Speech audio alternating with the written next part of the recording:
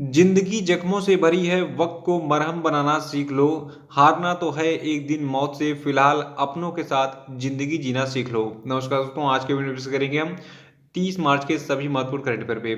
देखिए, कल होली थी और उम्मीद करता हूँ आपने बहुत ही अच्छी तरीके से होली मनाई होगी। और कल मैं बोलना भूल गया था, लेकिन आज मैं आपको एक बार फिर से होली की हार्दिक शुभकामनाएं देना चाहता हूँ। तो आपने होली को एंजॉय किया। और देखिए, आज फिर से हम अपनी स्टडी कंटिन्यू करते हैं। कल छुट्टी थी। देखिए, आज की वीडियो में जितने भी करंट अफेयर सेलेक्ट किए गए हैं आपकी सभी आगामी परीक्षाओं के लिए मोस्ट इंपॉर्टेंट है, तो शुरू से लास्ट तक वीडियो बने रहिए। और हमेशा की तरह आज भी इस वीडियो के लास्ट में आपसे 5 क्वेश्चन पूछाएंगे, और कल के वीडियो के लास्ट में जो 5 क्वेश्चन पूछे गए थे उनके आंसर बताए जाएंगे। तो शुरू से लास्ट तक वीडियो बने रहिएगा। और देखिए, इस वीडियो को पूरा देखने के बाद आप इसकी पीडीएफ फाइल भी डाउनलोड कर सकते हैं। नीचे डिस्क्रिप्शन बॉक्स में आपको हमारे टेलीग्राम चैनल के लिए मिल जाएगी, और वहाँ पे भी इस पीडीएफ के लिए मिल जाएगी। और डिस्क्रिप्शन बॉक्स से डायरेक्ट भी आप जो है इस पीडीएफ को डाउनलोड कर सकते हैं। और जो लोग नए हैं वो चैनल को सब्सक्राइब कर लेंगे, साथ में बेल आइकन प्रेस कर देंगे, ताकि आने वाले सभी वीडियोस के नोटिफिकेशन आपको ऑटोमेटिक मिल जाए। और वीडियो को लाइक और शेयर भी कर दीजिएगा।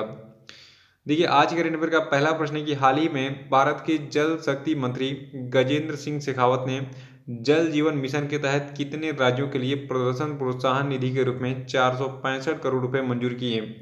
तो देखिए, ये अमाउंट जो आपका है 465 करोड़ रुपए का, ये टोटल 7 राज्यों के लिए किया गया है। ये राज्य आपके हैं अरुणाचल प्रदेश, मणिपुर, मेघालय, मिजोरम, सिक्किम, गुजरात और हिमाचल प्रदेश।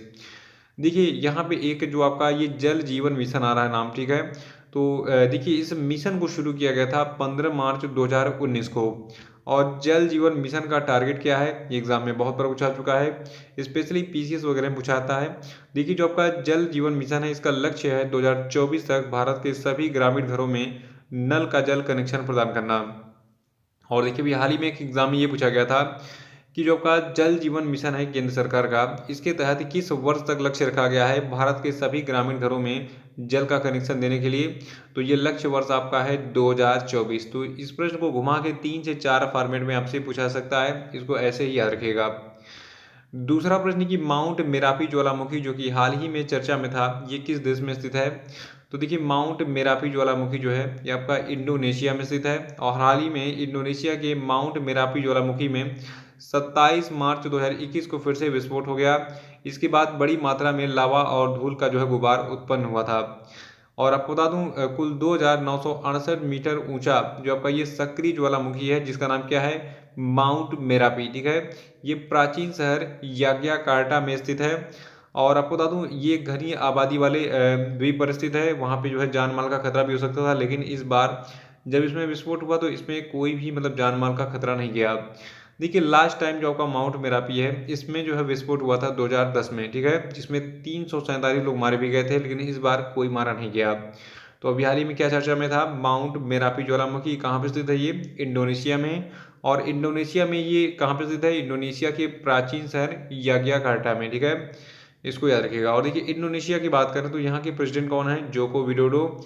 इंडोनेशिया की राजधानी जकार्ता है, और इंडोनेशिया की मुद्रा है इंडोनेशियन रुपया। तीसरा प्रश्न है कि वैक्सीन मैत्री पहल जो है ये किस तिथि को लॉन्च की गई थी। देखिए, ये डेट आप नोट कर लीजिएगा।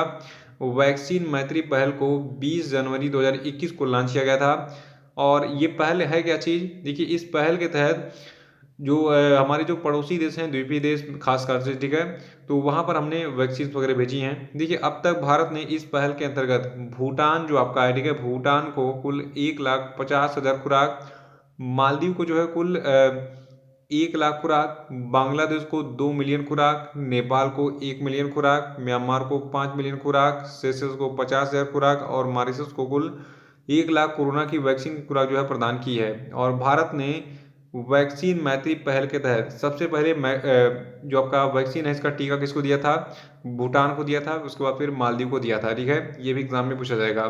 अगर एग्जाम में पूछा जाए कि वैक्सीन मैत्री पहल के तहत भारत ने किस देश को सबसे पहले कोरोना की वैक्सीन दी थी, तो ये देश आपका भूटान है। उसके बाद फिर मालदीव है। देखिए, एक इसके बारे में करेंट न्यूज क्या है, करेंट न्यूज बस एक लाइन की है। अभी हाल ही में इस वैक्सीन मैत्री पहल के तहत भारत सरकार ने फिजी को जो है कोरोना की वैक्सीन भेजी है। चौथा प्रश्न कि हाल ही में भारतीय नौसेना ने किस देश के साथ में पासेक्स अभ्यास किया। देखिए, पासेक्स अभ्यास भारत ने अभी हाल ही में अमेरिका के साथ में किया है। हाल ही में भारत और अमेरिका ने बंगाल की खाड़ी यानी कि बे ऑफ बंगाल में एक 2 दिवसीय नौसैनिक अभ्यास पासिक का आयोजन किया था।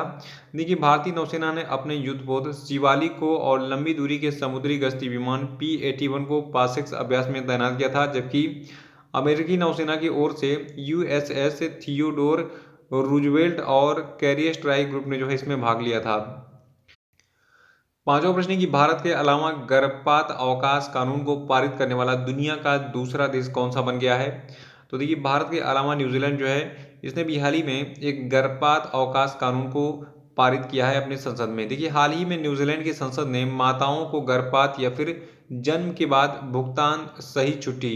देखिए होता क्या है कि बच्चे पैदा हो जाते हैं तो उसके बाद क्या होता है, माताओं को बच्चों की देखभाल करनी होती है, उनका शरीर भी थोड़ा सा वीक हो जाता है, उनको आराम की ज़रूरत होती है ताकि वो अपने मतलब जच्चा बच्चा दोनों की देखभाल हो सके, वो अपना ख्याल रख सकें, अपने बच्चे की ख्याल रख सकें। तो इसीलिए सरकार ने ये कहा था कि जितने भी ये कर्मचारी वगैरह होते हैं तो उनको जो है बच्चे के जन्म के बाद या फिर अगर किसी महिला का गर्भपात हो गया तो उसको गर्भपात के बाद जो है थोड़ा सा कुछ समय दिया जाएगा, समय की कुछ छुट्टी दी जाएगी, लेकिन इस छुट्टी के पीरियड में उसको सैलरी भी दी जाएगी। ठीक है, तो इसी को कहते हैं हम भुगतान सहित छुट्टी यानी कि पेड लीव।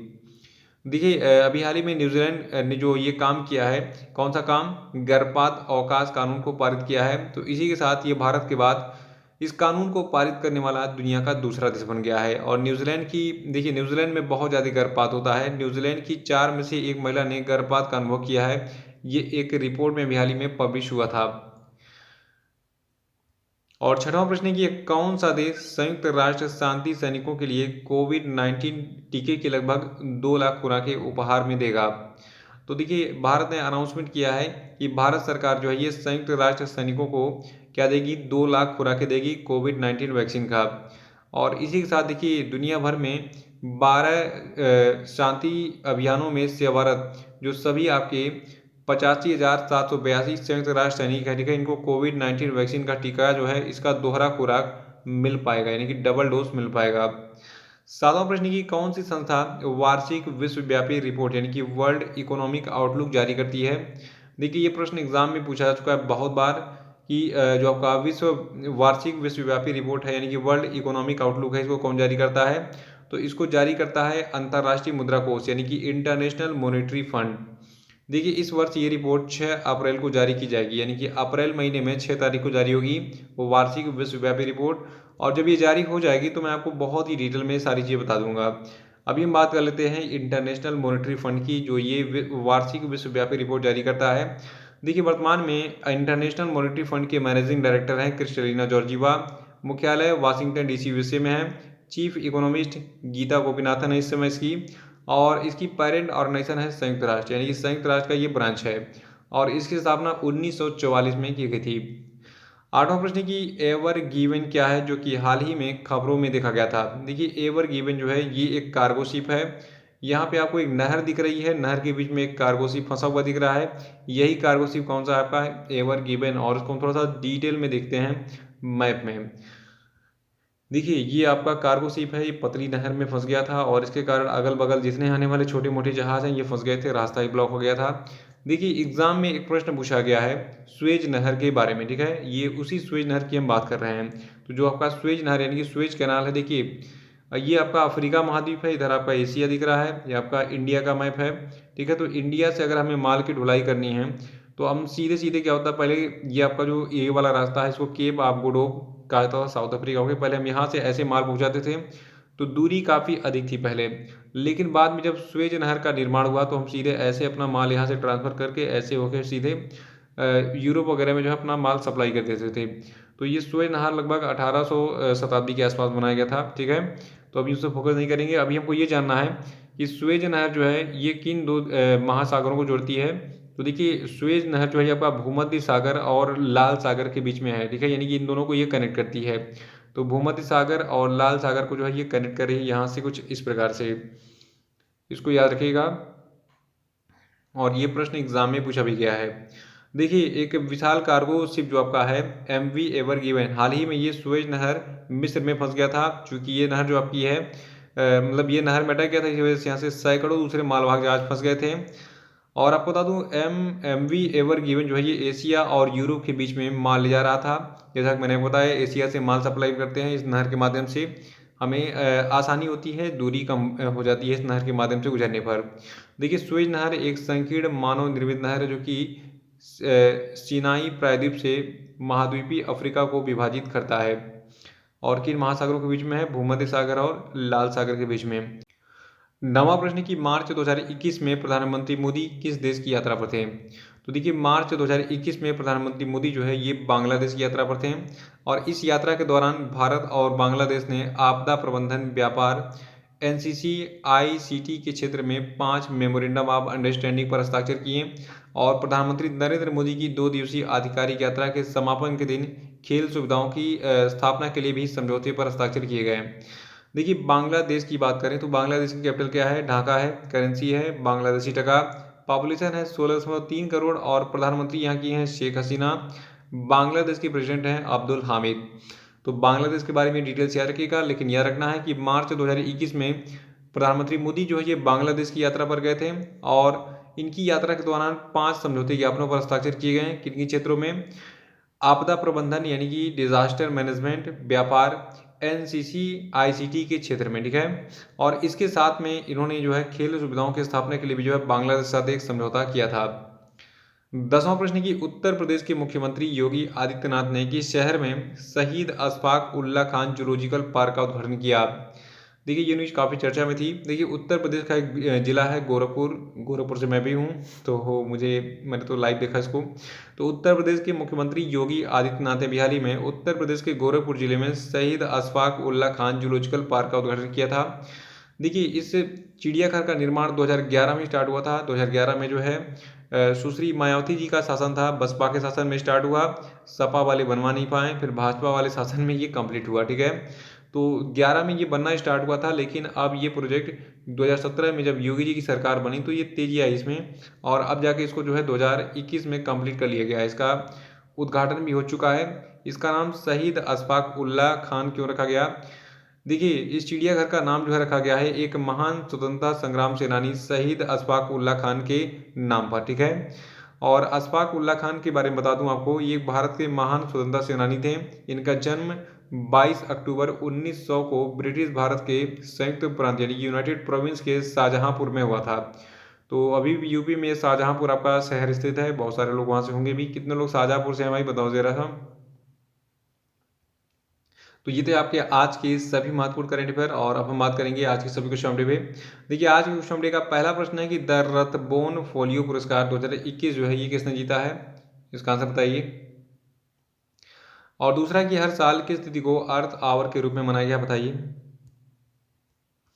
तीसरा कि विश्व रंगमंच दिवस जो है यानी कि वर्ल्ड थिएटर डे कब मनाया जाता है, बताइए।